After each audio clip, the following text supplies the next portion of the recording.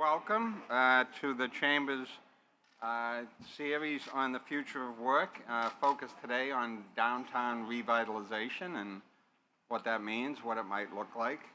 I'm Jim Rooney, for those of you that don't know me, President and CEO of the Greater Boston Chamber of Commerce, and we started this series focused on the future of work after the release of a report that was commissioned by the governor and performed by McKinsey and Company, released just about a year ago, and it was a pretty well done report with some provocative insights into the way employers would be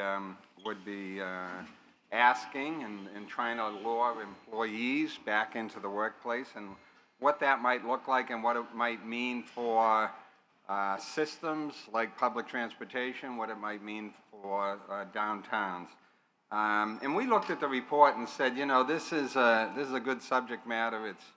It's too rich and too important to just have a report that gets one day of attention and you know, gets put down.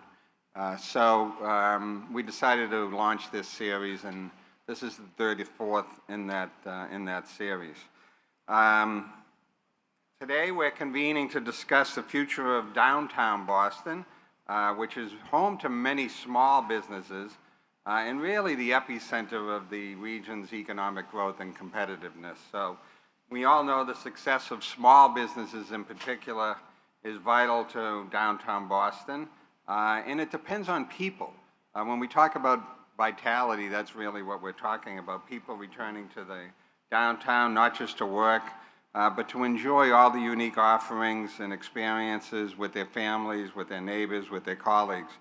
But we know in this new flexible work culture that vitality is threatened, not just here in Boston, but in cities across the country. So one of the questions I think on all of our minds is how can we ensure that our downtown is infused with people, be they residents, workers, visitors, tourists, and so forth, and that the energy that is uniquely Boston begins to reemerge in a significant way, helping in support of all of the business and commerce that we want to see conducted down here. Before we get started with our panel of leaders and experts, a few notes. Today's program is being recorded and will be shared on the Chamber's YouTube page. I encourage you all to think of questions, because we will have a Q&A period at the end of the discussion. I do want to give a big shout out and thank you to our partner at Blue Cross Blue Shield of Massachusetts for their support and sponsorship of this series. And with their support, we're able to make this series free and welcome all of the attendees. With that, I'm pleased to introduce Avon Tang, Director of Corporate Citizenship and Business Integration at Blue Cross Blue Shield of Massachusetts, who will introduce our panelists. Avon? Welcome, Avon. You're awake.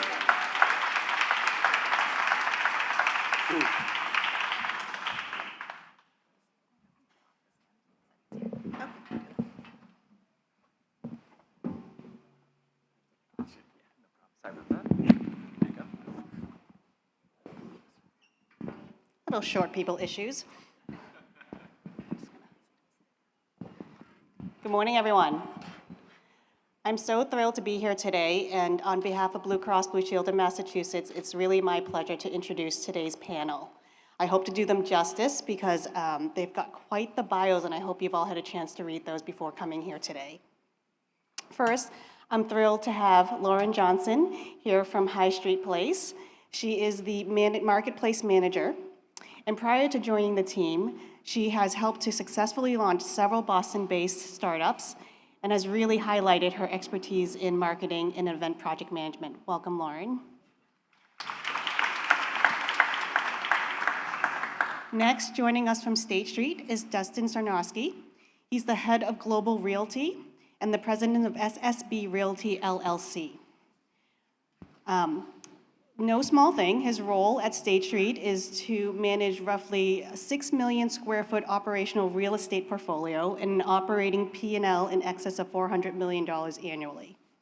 In addition to that, he leads the development and implementation of State Street's sustainability goals and serves on several internal executive committees at State Street, one of them being State Street's Executive Corporate Responsibility Committee.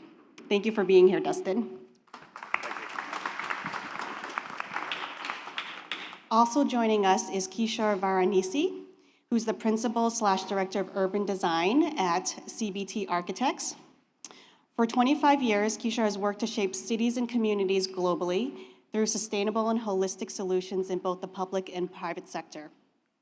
In his role at CBT Architects, Kishore's recent work you may be familiar with has included the Blue Way at the New England Aquarium, Boston University's Master Plan, and Cambridge Crossing.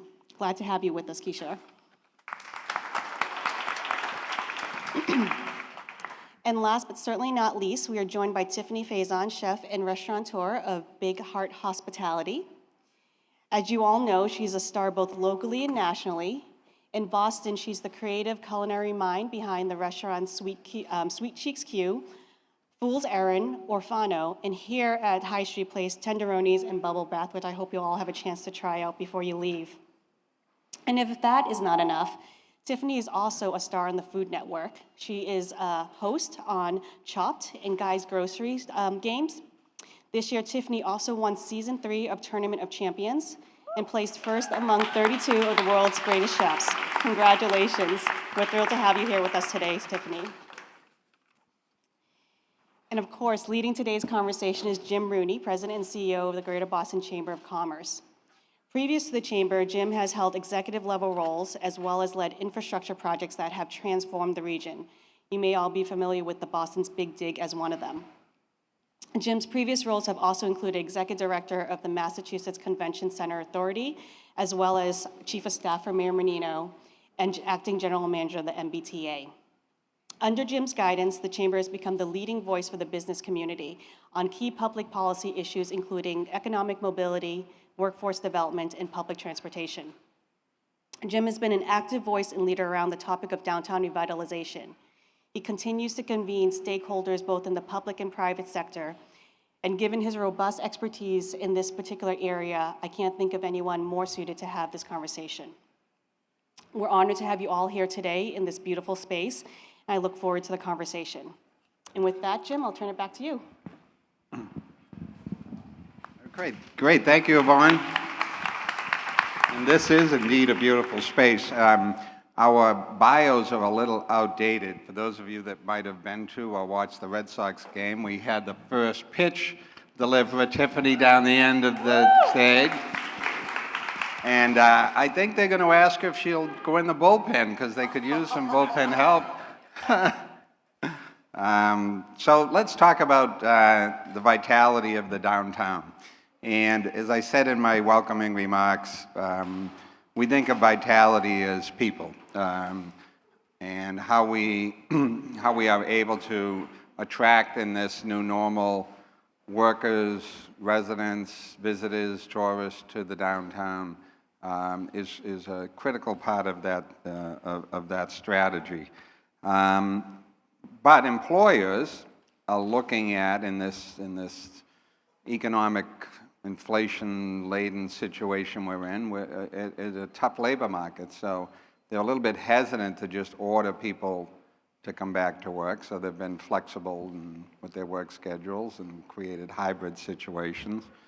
So it's a real conundrum. How do you get people to sort of want to come back? And I think that, there's a level of responsibility that exists sort of, for everyone who might be involved, whether it's government or business and so forth. So I'd like to start off the conversation by just getting some insights from the perspective of each of our different panelists as to how they think about this.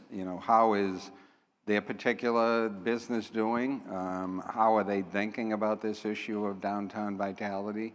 And then we'll take it from there. So why don't we just go across and start? Okay. All right. Man. Okay. So here at High Street Place, we always knew that this was going to be a culinary destination for folks coming to work every day for lunch. And as we think about the return to work, we couldn't have opened at a better time.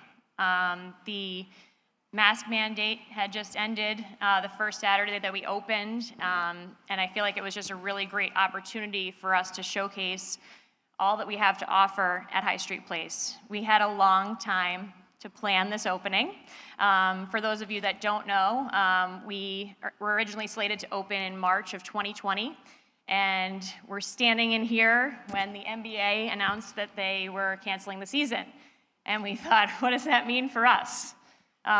So we, like everybody else, decided to delay our opening and went back to the drawing board and really thought hard and strong about what we needed to do to make this place a place that people would come back to. We thought that would be Labor Day. We thought that would be holiday season. So we planned for a few different opportunities to reopen, to get people to come back to downtown Boston. But then opening in March, we really feel like it's the right time. So opening at that time, we were able to bring all of our restaurant partners back on board.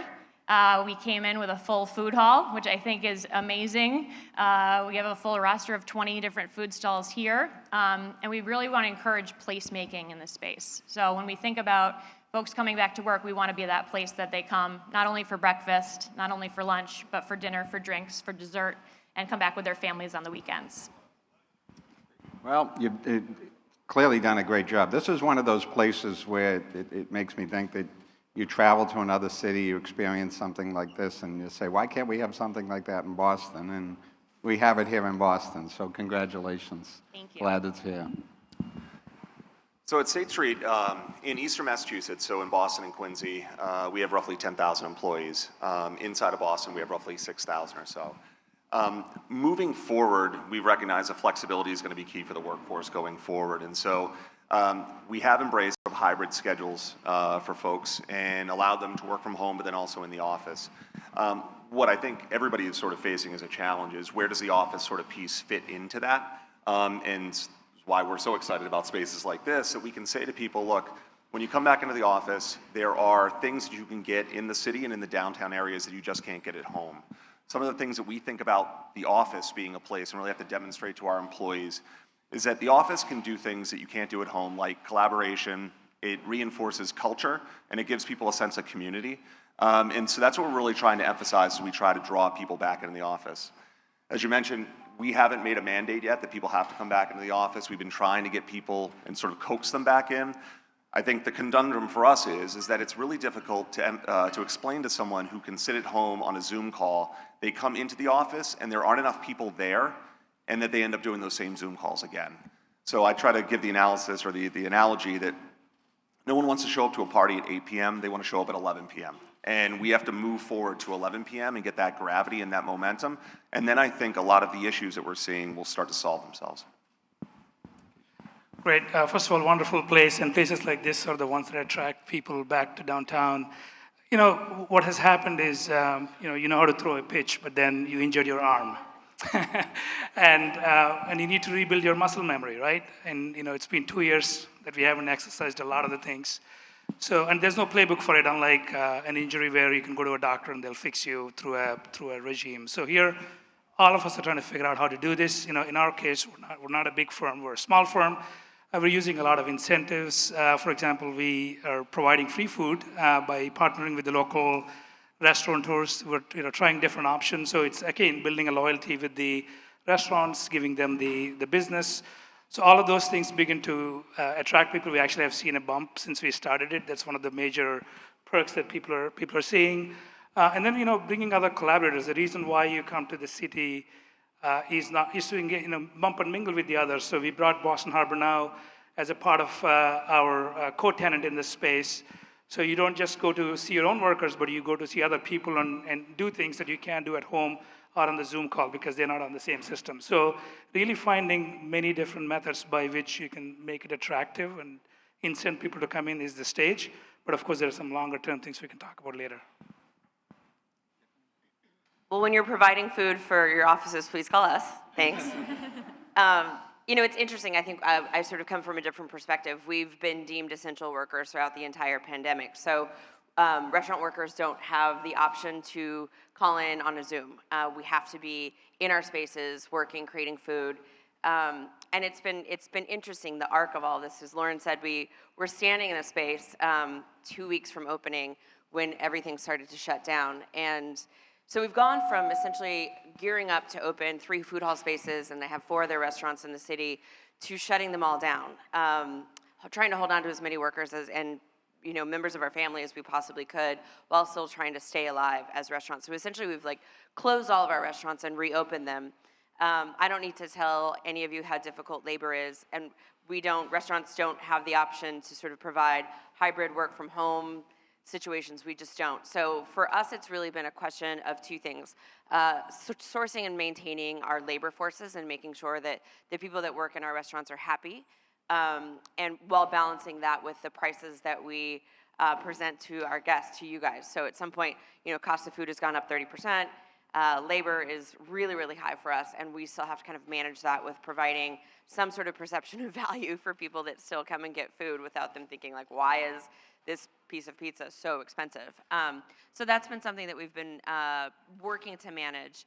And then the other side of that is really, as people in offices have adopted hybrid schedules, which I entirely understand. It makes a lot of sense. We all know that childcare in this country is a mess. So the ability for people to stay home and be able to balance their lives in a way that feels more meaningful and feels more sustainable to them is entirely understandable. The other side of it for us is, we base pro formas and all of our projections off of all of these offices being busy 5 days out of the week. So, the balance is interesting, and kind of understanding what the new course and pace of business is a challenge that has kept us on our toes for sure. The people, and even coming back 3 days a week has been meaningful for High Street Place, for the other restaurants. We do see people.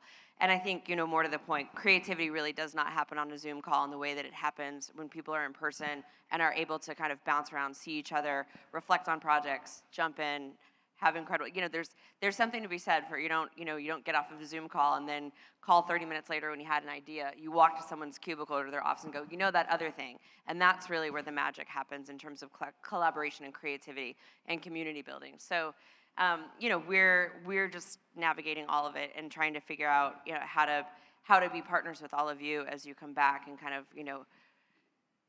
roll back into this area. So, and it's been nice to have all of you back and see all of your faces and really have that sense of community build once again.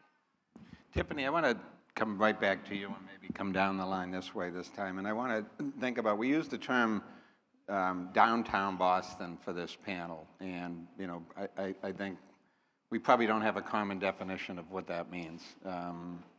Certainly there's traditional downtown Boston, this being the financial district, might, include Quincy Market, that loop that in. But, there's other activity centers around the city that have grown up and blossomed. You're in several of them. State Street is in several of them.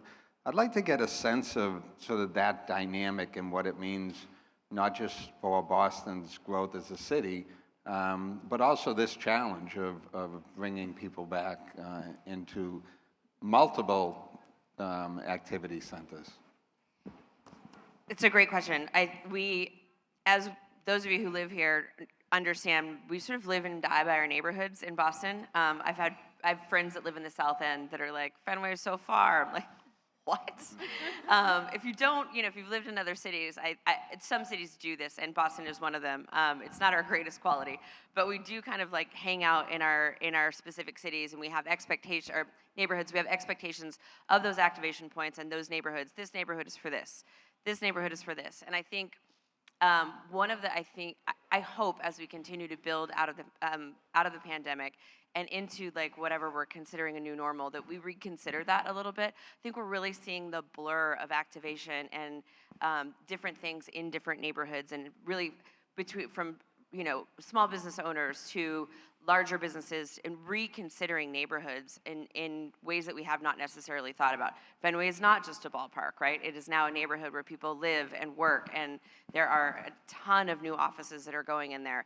Downtown is not just the financial district, and the district for a ton of offices. It's becoming more of a creative center in Boston as well. So it is challenging. I'm always working to try and encourage people to rethink what our activation centers are in the city and to blur those lines and have people really explore different neighborhoods. So I think High Street Place is a great foray into downtown Boston to sort of reconsider some of the thoughts that we had before. Similarly, Fenway Park, obviously, and the Fenway neighborhood, not just baseball, not just concerts, that it is an activated creative center for business and also for commerce. So it's a great question. I'm here to blur the lines, so.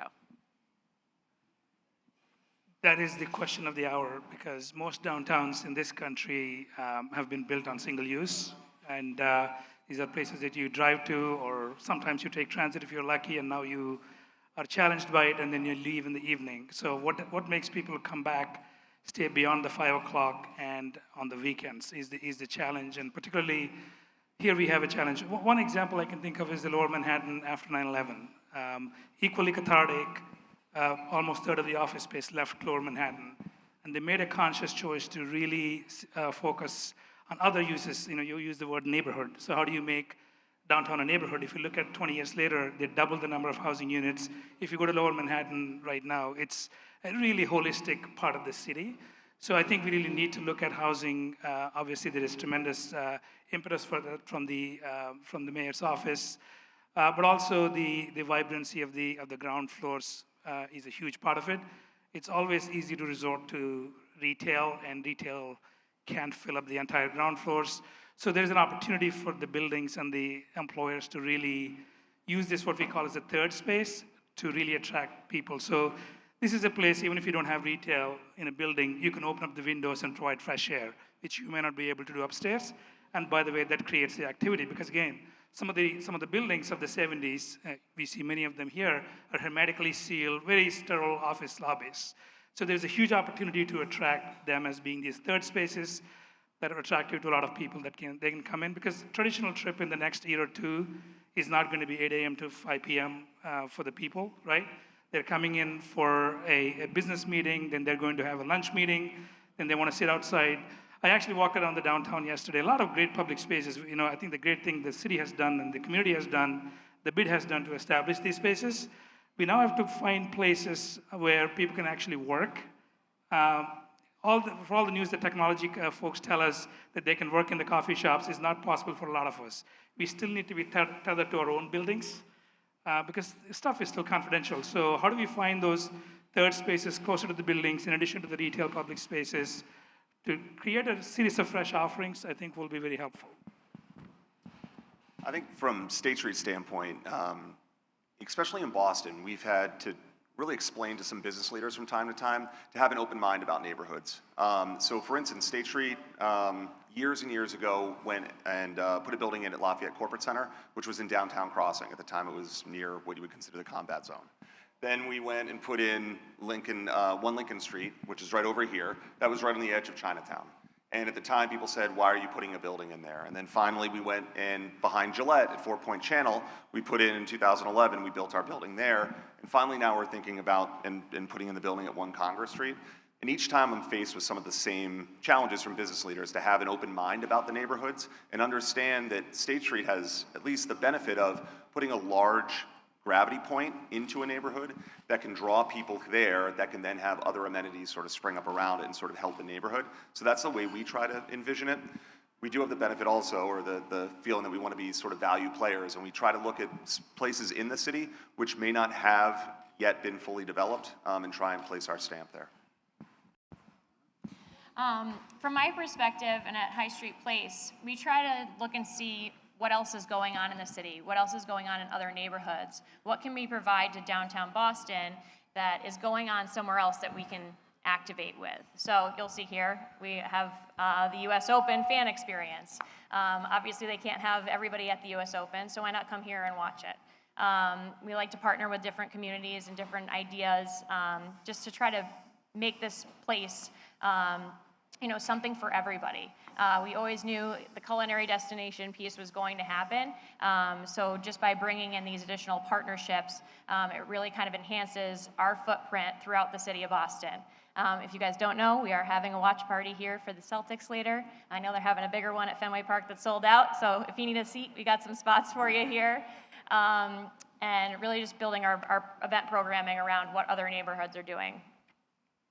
Keisha, I want to come back to you and talk about the urban planning and design. You work in, CBT works in districts all over the city and different places, other cities as well.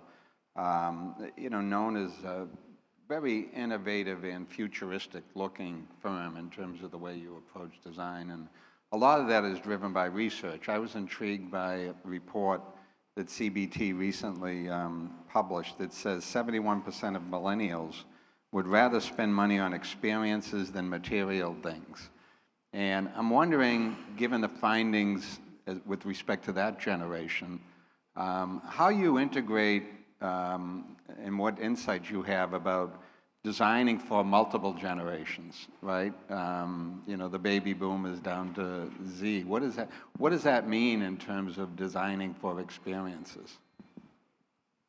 I think the public space, any true public park really offers openness to everybody, every generation. So if you think every building is a public park, then you can really make the building a great success and welcoming to all.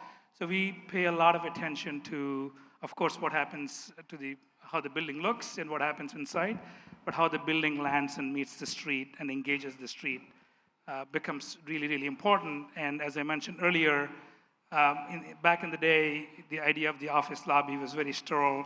You enter and you may have a Starbucks and it's very clean, beautiful, and there's a fountain, then you went into the thing. But now it's a very different experience that people are looking for. So how might we create that experience at the ground level that is open, welcoming, and inviting, not just for the people who are working upstairs, but also a whole host of people, especially in the 21st century now with the challenges we're facing. We're actually working on a building in Kendall. This is not downtown Boston, but you mentioned everything is a downtown now. Another downtown called 585 3rd, 500,000 square feet lab building. We asked the question, who else can we bring to Kendall? Those are not the people who are just the technology people, because Kendall has become a great machine, but we need to make it more equitable, accessible. So we created this concept of an acre of a park on the ground floor, which is inside and the outside, and really made it very public and made sure that everybody can welcome and be in the space. Unfortunately, we had another program, which is a performing arts center, which went on the second and the third floors.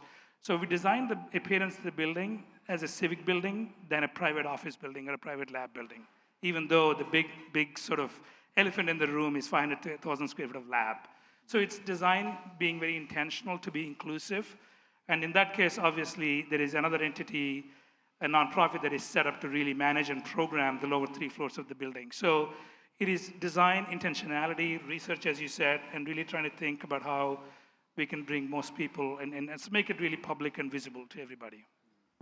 Tiffany, I'd like to pick up on this notion of experience with you. You decided to come into the food hall here.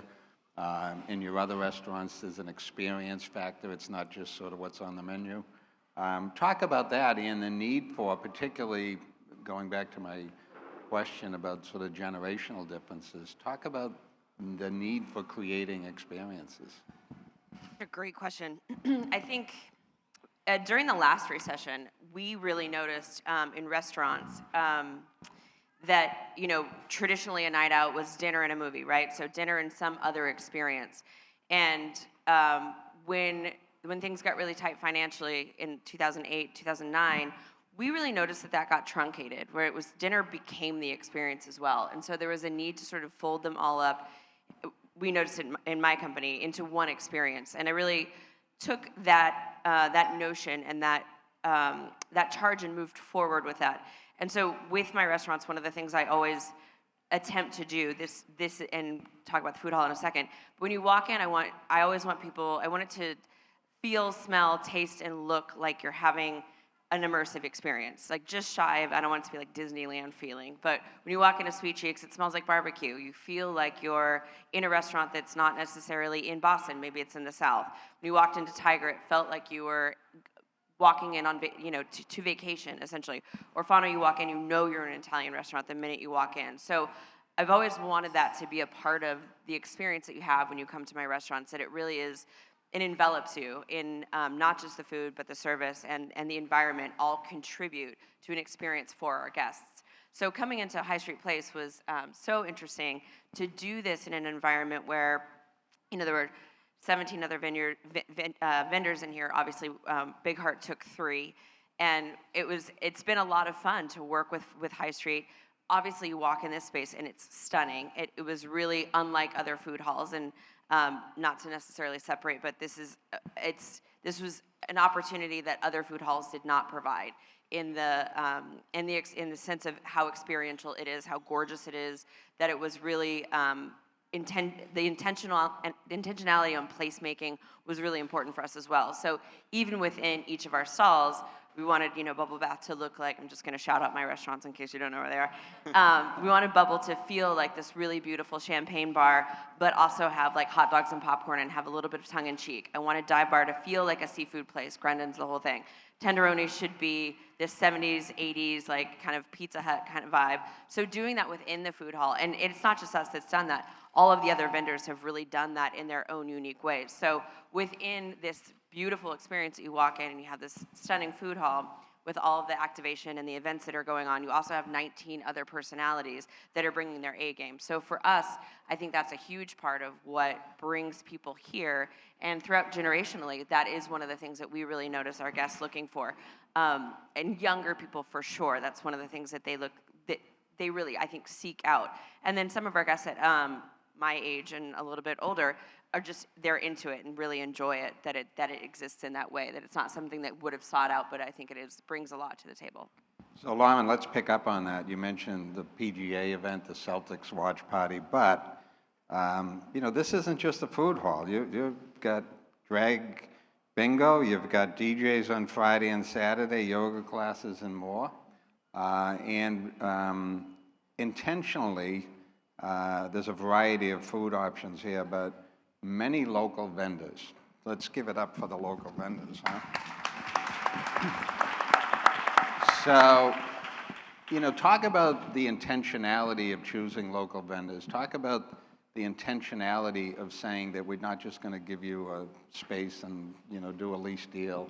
We're going to create programming and events that create the experience. So the choosing of each of our vendors was very intentional. Obviously, we wanted to make sure that we had a great variety of culinary taste, but we wanted to make sure that we were really showcasing the best of Boston. And realizing that these different pockets of the city had these really wonderful entrepreneurs and chefs that people had a cult following to. You look at Wheelhouse Burgers, won Best of Boston for Best Burger right before the opening in 2019. They had a line out the door on Broad Street. So we were really intentional about who we chose to come into the space, so that way when we did open, they already had a following, they already had a name. We gave everybody here the opportunity to also design their own space with a little bit of a guideline. But that was really important to us and to them because we didn't want it to look like a cookie cutter food hall or cookie cutter experience. We want everybody to be able to showcase their personality and their menus. So keeping within like the simple design guidelines that we had, we really let everybody kind of fly with what they wanted to do. And they're very intentional about their spaces, about how they're built out to really make it kind of a unique experience for the guests as they come to High Street.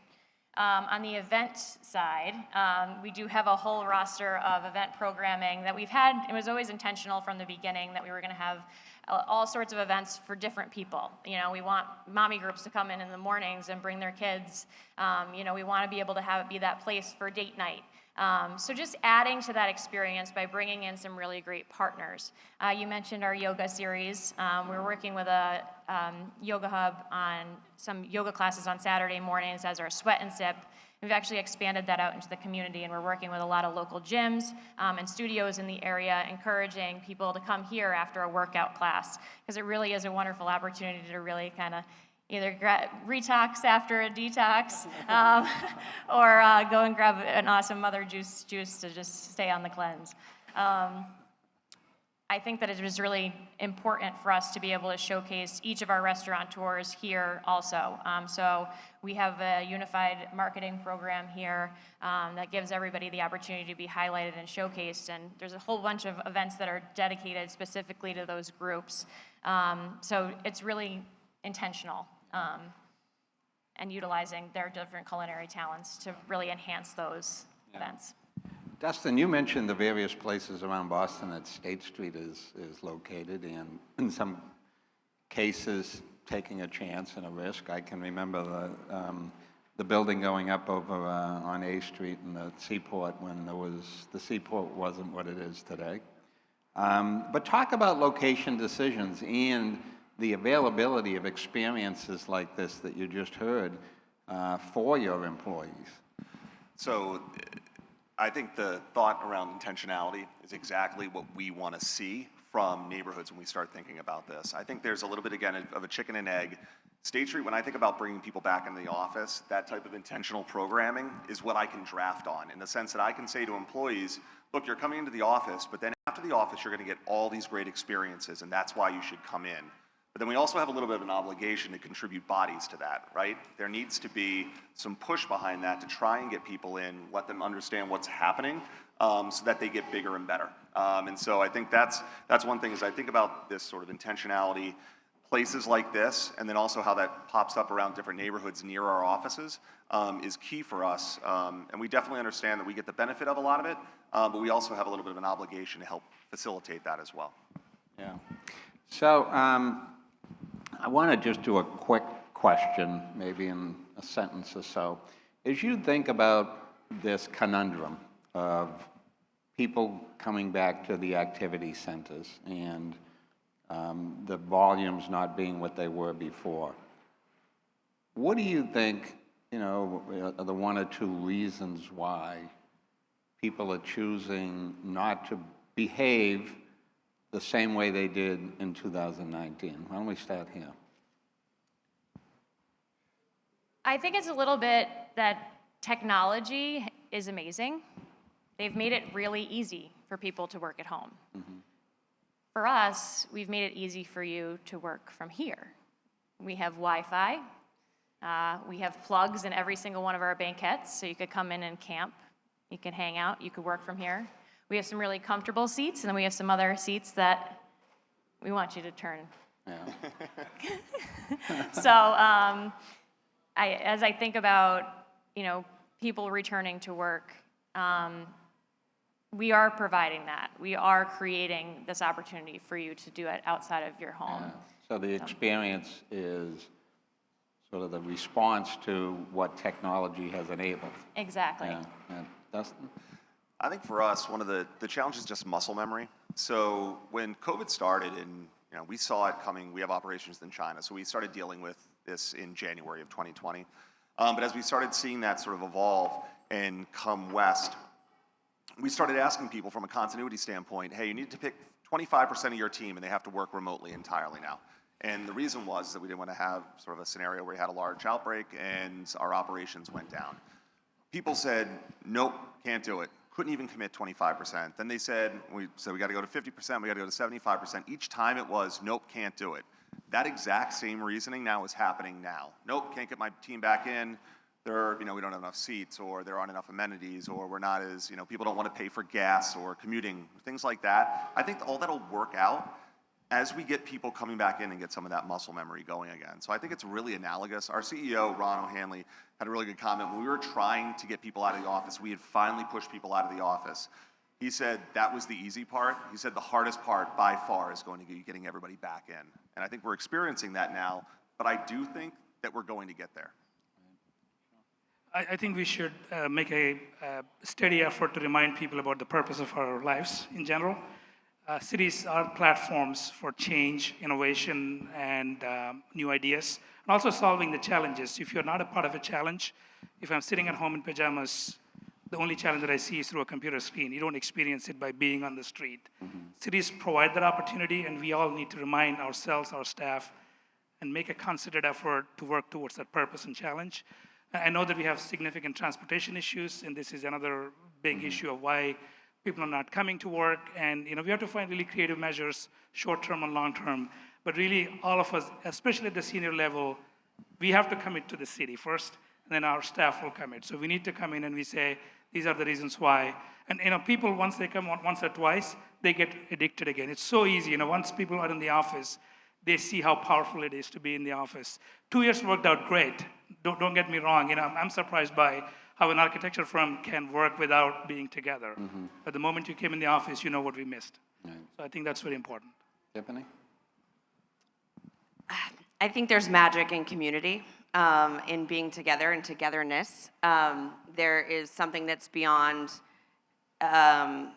measure in terms of getting us all together, and I think there's a greatness that happens. Like, every spirituality and religion teaches that, like, where we all gather, that's where greatness becomes palpable for all of us. So I think that's part of it.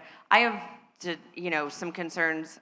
The thing that scares me, I think, is like we're raising generations of kids who haven't gone to school in a couple of years, and they're in front of screens, and they're not experiencing that togetherness and the need for social interaction. And then, that will ultimately go into, you don't have to go in anywhere for work, and then we're all just going to live in the metaverse. So I'm a little nervous about all of that, frankly, and just like genuinely having a generation of people that don't know what it's like to experience community, interact with each other. So for me, restaurants are spaces for gathering and for community and for celebration always. And so my concern is about losing that. I know we won't entirely, but for me, it's the importance of really coming back is about regaining that and basking in the glow of each other. I think it's really important. So we've heard about all of the reasons why it's important to continue to gather, for people to come into whatever we define as the downtown, whatever activity center. Good for the employer, good for the culture, good for mental health. We know that isolation is not a great thing. All of the efforts and the wisdom that you've all shared with respect to creating the experiences. Several of you mentioned the commuting factor, and it just gives me a minute to sort of take the license of the platform to say that as we've talked to our members at the Chamber and major employers, what's emerged is two of the reasons they're hearing from their employees about the why not, given all that's good about coming in, is the community and the childcare factor. It is, the experience, that word that we keep coming back to, of riding the T, which isn't a very pleasant one. Not reliable, perceptions of safety problems, a schedule that has not returned to what it was pre-COVID. You see on social media lines at bus stops to come into the downtown. So when you've got the magnet types of activities that you all are thinking about and creating, on the other side, you've got people saying, do I want to go through that experience and take that hour or hour and a half out of my life in each direction, commuting? And then, I think, Tiffany, you mentioned earlier the childcare situation and dealing with availability, the drop-offs, the pickup, and so forth. So, those are, in our minds, two of the issues that need to be foremost in people's minds in terms of solving this downtown vitality. I'll just leave, people in this room probably experience it. Traffic, according to MassDOT, this isn't me, is back to pre-COVID levels, 2019. All the parking garages are pretty much full on a daily basis. If you park up in Post Office Square and you don't get here early enough, you're down on level 6. The office buildings, maybe on a day-to-day basis, 40, 50% of the people that you would have pre-COVID. So you've got congestion back, parking back, offices not as full, the T ridership way down for all the reasons that I talked about. So that needs to be a front and center focus, and I hope one of the takeaways of this session, and I hope that it becomes an issue that the upcoming gubernatorial candidates discuss. So I didn't want this session to end without a discussion about commuting, because I just think it's such a critical part of what we're talking about. I'm going to open it up to questions in just a minute, but I do want to talk about, come back to the issue of experience and local vendors, and perhaps the opportunity built into the moment. Let me explain. We know, you can walk around the financial district or other places, that there's some ground floor retail vacancies in the downtown. We know that, there's a chicken and the egg going on. Well, are the workers going to come back or not? What you've done here, it seems to me, is something of a model of creating opportunity for different types of businesses that aren't the national chain stores, that might be local, might be diverse in some way, to create a new vision for what downtown is all about, owned by different ethnic groups, different types of restaurants, different types of shops. Is there an opportunity within this crisis to say, let's reimagine this in the way the ground floor retail looks and behaves in what we think of as downtown Boston? Certainly you've done it here, Lorman. So is stuff like this, even on a smaller scale, replicable? Oh, I definitely think so. I work with a number of food halls across the country, and having these large or mini food halls in a city really does make an impact. Building out a space for somebody that's never had a brick and mortar location before is so awesome. We have 2 award-winning food trucks here, and this is their first brick and mortar, Penny Packers in northeast of the border, and they're thriving. They couldn't be happier. So we're just really excited to be able to offer that kind of an opportunity and to really give all of the people that come into work every day and the folks that come visit us at nights and on the weekends variety. You don't have to make a reservation to come in here. You don't have to decide on what kind of cuisine you want to eat each night. You could just come and enjoy yourself. We even have QR codes on the table so you could order from multiple restaurants in one transaction. So I think it's a really cool opportunity. Dustin, do State Street employees want to go to the local Mexican restaurant or to the national chain restaurant for lunch? I think generally, everybody wants variety, and they want to, they feel better when they're going to sort of a more local type of variety that comes around.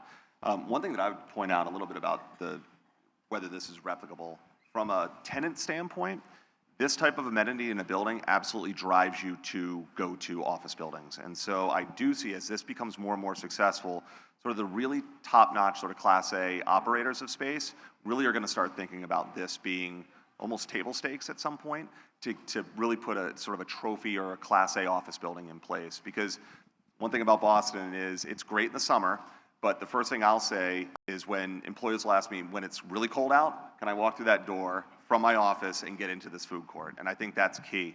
So building operators, I think, are going to really see the success of this and really drive this forward, in the next couple of years. Yeah, what's replicable for me is the agglomeration of different types of offerings in one place. One of the biggest challenges downtown has is it's a very hidden place. You can't go for more than 500 feet without making a turn. Unlike a main street, when you go to a main street, it's very clear to you, or a mall, which we don't want to use as an example.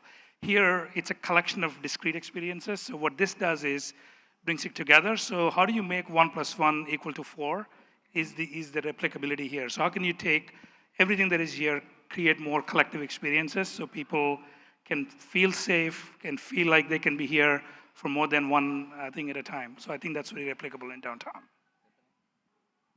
So I'll take a little bit different angle on the question.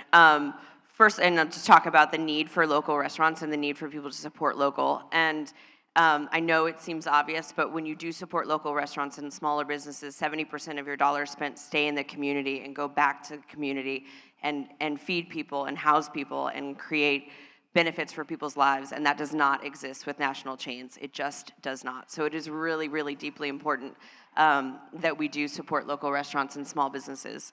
It's something that I preached throughout the pandemic, because there were times that our local businesses didn't know if we were going to make it, and I would see people like off to the Capitol Grill at night, and I was like, no, please stay local. Like, there's plenty of money to support those restaurants. We live and die by very short margins. So that's one thing, and then I will say the other thing is really important in placemaking. If we're really looking at having places like this and spaces like this to support office buildings, to encourage people to come back, the deals that need to be made with restaurateurs need to be robust, and we sort of need to put our money where our mouth is, because we really are dealing with the cost of goods and services. Our food is higher than it's ever been. Our labor is higher than it's ever been.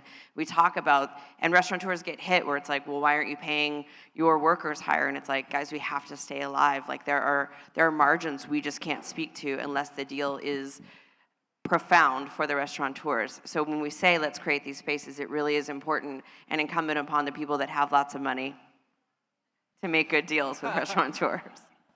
Well, I'm glad you brought up the financial part of it, and I'm going to make another editorial comment that I think it is an opportunity to create a difference within the ground floor retail, and I do think that at both the city and the state level, we should look at applications of some of that federal money to help drive that type of decision-making, whether it's lease subsidies using the ARPA funding or however it works.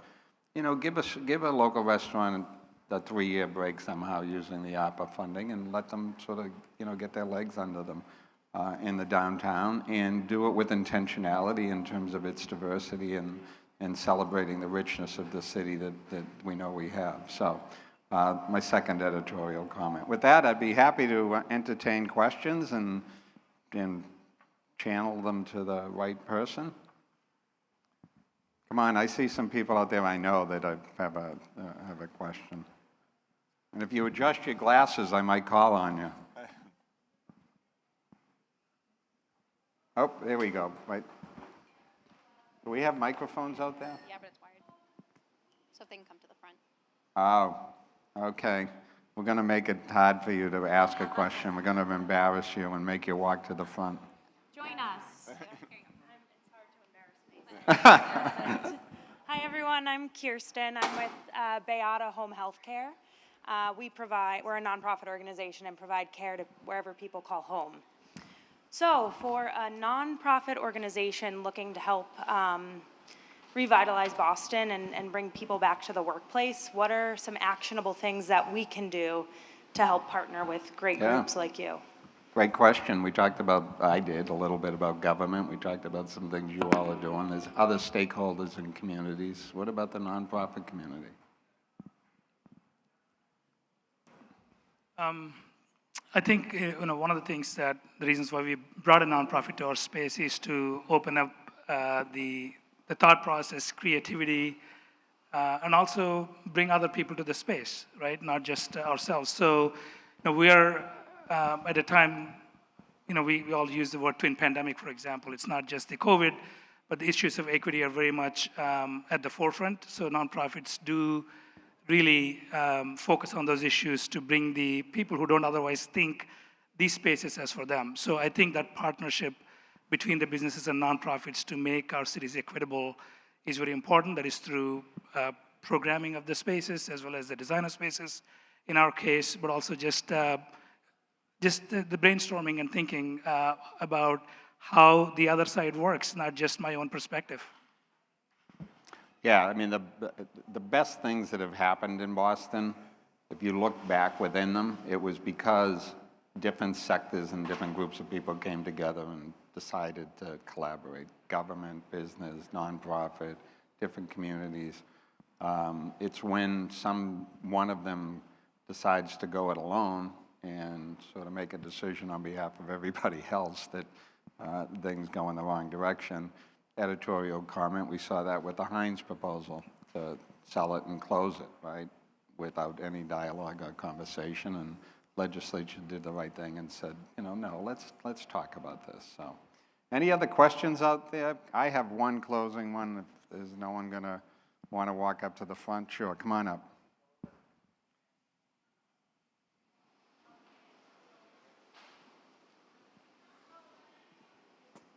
Jim, I'm Lloyd Mendes from the town of Somerset. My question's for you. Oh, okay. Okay, you acknowledge that individual workers have real constraints. You were the one who brought up commuting costs and childcare. Yeah. Those have traditionally been considered personal problems, and it's my responsibility to solve it on my own. Yeah. At what point does it become a social problem, and what's your role as a coordinator of businesses to solve problems that previously were solved by other entities? Yeah, it's a great question, and you know, I'm sure Justin can probably address some of the ways that State Street is thinking about it. But I've seen within our employer community an acknowledgement, particularly during COVID, for example, of having to deal with the mental health stresses of their employees and setting up different programs there. A couple of years ago, from a benefits perspective, employers began to embrace as an added new benefit either college tuition or college loan assistance programs that were structured within business, something that didn't exist sort of when I was younger, certainly, that people that you work for would pay off your loan.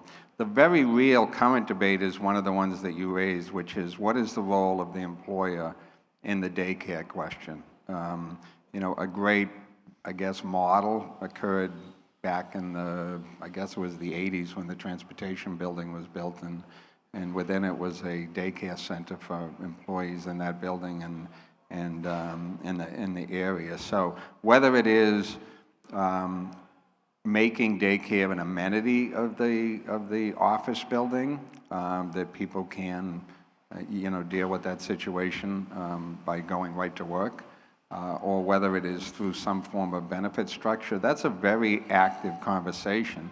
And I'll end by saying that in this market in which it's sort of it's a tight labor market, employers are looking at how do I attract and retain, so they're more amenable to including these types of benefits in the package. So yeah, it's a great question, and one that clearly the employer community is wrestling with. Justin, would you add anything from a...